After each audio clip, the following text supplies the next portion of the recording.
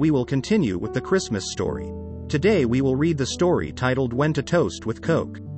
A bitter cold swept through Richmond, the coldest it had been in a decade, and Jerry Richardson, at the ripe age of 68, walked home alone after an 8 p.m. Christmas Eve candlelight service. Arms crossed and knees aching, he scowled beneath his tightly wound scarf. "This is gonna suck," he mumbled. The wind howled and Jerry held himself tighter, shivering beneath his thick jacket. Though many didn't show up this year, Jerry was never one to miss a candlelight service after coming home from fighting in Korea. The Forgotten War is what it was called nowadays, and Jerry was always bitter about that. He still remembered how eager he and his little brother were to sign up for the Marines and protect the South Koreans from the horrors of communism. In 1950, they quickly shipped off and were assigned to Fox Company at the Chosin Reservoir. Home by Christmas is what General MacArthur said, but not long after they settled into the frozen reservoir, the Chinese army crossed the Yalu River and launched their surprise offensive. Jerry's brother took a round to the chest during one of their assaults. "Don't leave me here," his brother said, just before bleeding out. "I promise you I won't," Jerry cried, holding his brother close in his final moments, knowing that getting out of the Chosin was near impossible. Temperatures got as low as -54 degrees and could freeze a body quickly after a person expired, making them difficult to move. Choppers rarely got to them with all the snipers in the area. All Jerry was able to bring back of his brother were his dog tags. Jerry stopped at an empty intersection and waited for the light to tell him it was safe to cross. A lone car drove by. As it passed, one of the passengers rolled down their window and shouted, "Merry Christmas." "You don't even know what that means," Jerry yelled after the vehicle. After he came back from Korea, every time Jerry felt a cold wind, he thought of his brother and was reminded of his broken promise. It's why he tried to convince his wife to move down to Miami, though he never told her the real reason why. "There are better jobs down there," he said, to which his wife would chuckle and say they were doing just fine living in Richmond. He couldn't blame her. She was a city girl at heart, and something about a snowy holiday season brought her such joy. He couldn't bear to take that away from her. It was also why he could never leave after she was gone. Once the walk sign was on, Jerry crossed the street, being mindful to watch for ice. A large display of Santa Claus, hoed at him from across the street within a department store window. Jerry grunted as he thought of how his father used to rave every year about how that big, cookie-thieving fatso was stealing the true meaning of Christmas. Christmas celebrates Jesus coming into this world, for Christ's sake. Jerry never really understood what the big deal was until he was able to devote more of his time to the church after his kids left for college. Only then did he see the complete perversion of a sacred holiday. Only then did he share his father's disdain for the fat man in the red coat, scowling at the new personification of Christmas every chance he got. "Christmas isn't anything special anymore," he mumbled.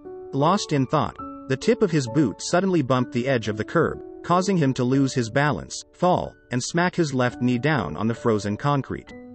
"Dang nabbit," he shouted. "Ho, ho, ho. Merry Christmas," the Santa said. "Screw you, fat man, and your stupid red coat." Luckily no one was around to hear the flurry of curses that followed.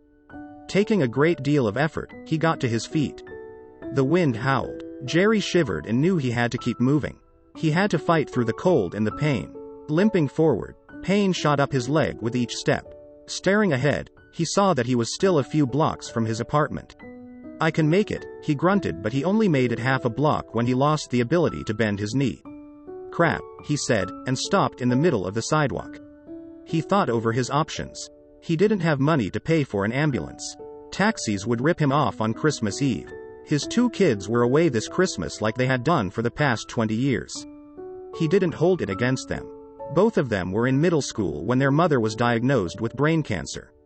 The VA wouldn't cover the treatments, so Jerry got a job that paid well, but required more hours and travel. His wife understood, but the kids never were able to get over how he missed so many birthdays, big events, and graduations. Instead, they grew up without him. Then, 10 years after his wife's diagnosis, she passed away and the linchpin that held the family together was gone. Jerry pulled out his phone and called someone he thought might be available to give him a ride to the nearest VA hospital.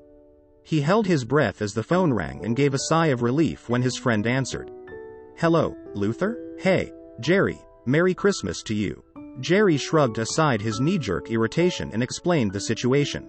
I'm sorry to hear about that, man, but I am actually out of state visiting my son. Oh, but where are you right now? About half a block north of 7th and King. Okay, stay there. Luther's voice suddenly cut out. What the? Jerry looked at the phone for a second, realized that it was out of battery, and shoved it back into his pocket.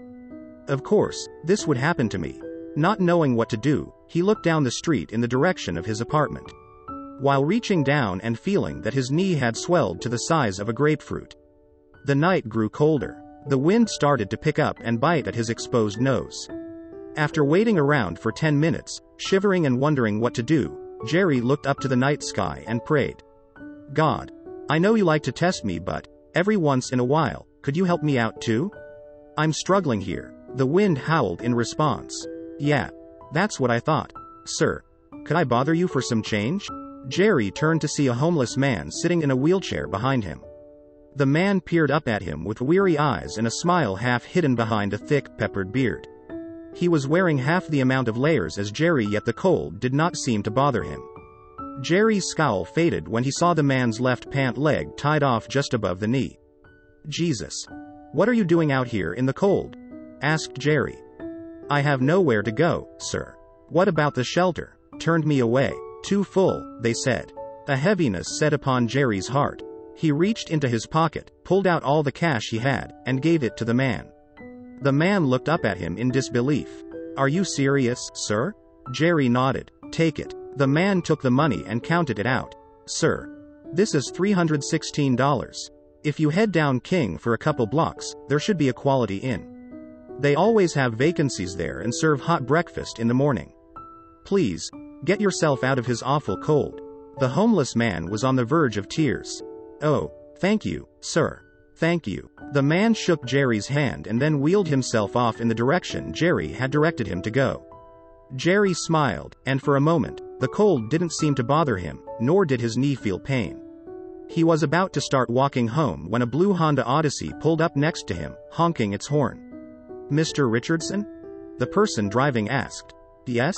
Luther called me and said you needed a ride, he said.